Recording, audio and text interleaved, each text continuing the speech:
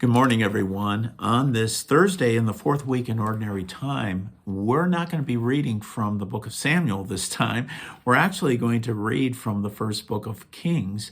We're in chapter 2, verses 1 through 4, and verses 10 through 12. When the time of David's death drew near, he gave these instructions to his son Solomon. I am going the way of all flesh. Take courage and be a man.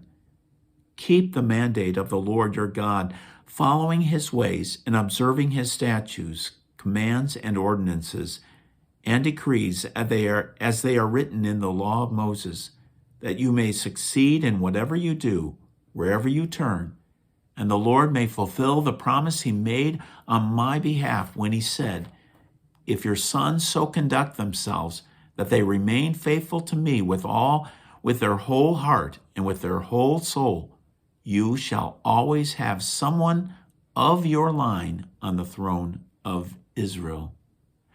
David rested with his ancestors and was buried in the city of David. The length of David's reign over Israel was 40 years. He reigned 7 years in Hebron and 33 years in Jerusalem. Solomon was seated on the throne of his father David, with his sovereignty firmly established. The word of the Lord. Thanks be to God. Well, we have the conclusion of King David's life, and in this one, he concludes it by giving some good advice to his son Solomon, who is to take the throne. And that advice, I think, bears repeating again. Keep the mandate of the Lord your God, following his ways and observing his statutes, commands, and ordinances, and decrees as they are written in the law of Moses, that you may succeed in whatever you do, wherever you turn, and the Lord may fulfill the promise he made on my behalf.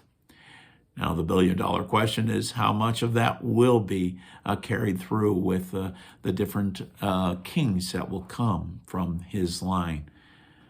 That if we've already read the story, know that it's very checkered history.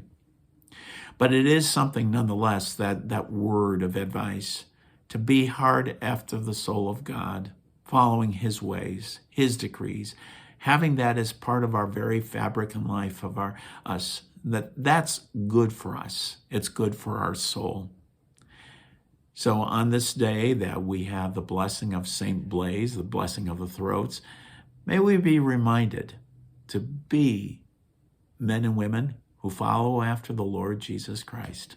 Stay safe, folks. Hopefully we see each other soon. Bye for now.